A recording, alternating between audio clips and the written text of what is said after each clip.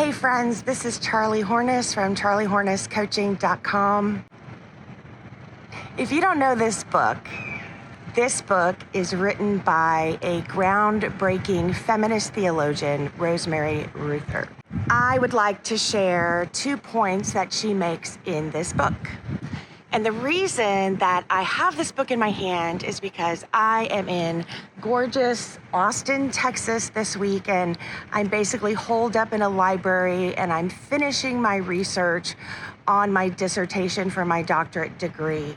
And the topic of my dissertation is working with women in leadership and the issues we still face with socialized patriarchy that really get in the way of our success. The first thing that I would like to share is on page 226. And here she writes about social and liberal feminism and that it operates under an understated androcentric bias, which basically means that men's experience is treated as the normative and that women's realities are considered abnormal.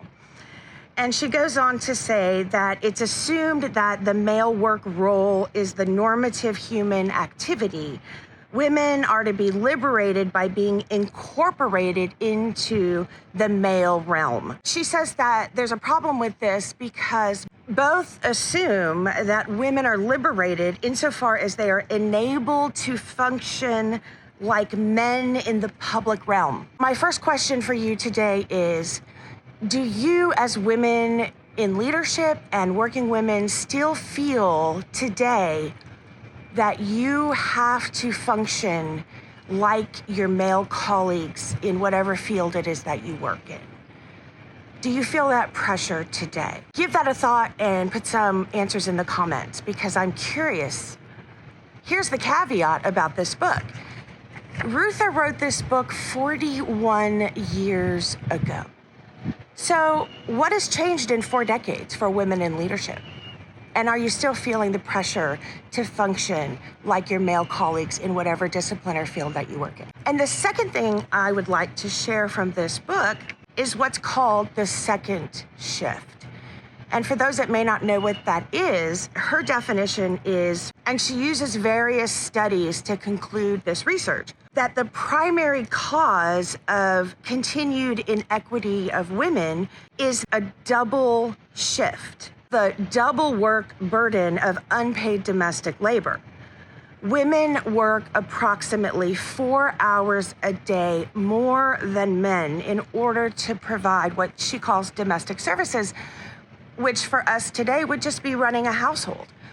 But it's a 4-hour addition to our workload that our male colleagues don't have to do, and our male colleagues can use those 4 hours to advance up the job ladder in this meritocracy that we live in. So is that a thing? She says women are socialized in this patriarchal society to feel that we have to do this work. She says that women feel the pressure that it's our responsibility, and men are socialized to believe that it's not. And that women feel that it's just generally easier, she says, to do most of this ourselves than to expend the emotional energy trying to get the folks in our household to carry their weight and do their share. She says working women are carrying this extra 4-hour burden. So is this getting in the way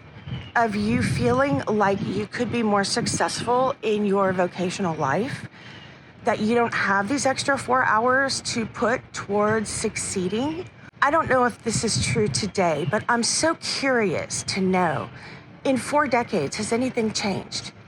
Do you feel like you have to function as your male colleagues still today? And are you carrying the bulk of this extra 4 hours a day of a workload? And do you feel like you could be accomplishing so much more and being so much more successful in your field like your male colleagues can? So what do you think about those 2 questions? And has anything changed in 4 decades? drop some comments below, answer the questions. And if this is not your experience, let me know that too, because that means we've made some progress in 4 decades. So anyway, I'll see you later, and enjoy a beautiful day if you're having one. And I'm just excited to hear what y'all have to say about brilliant Ruther. All right, thanks, bye.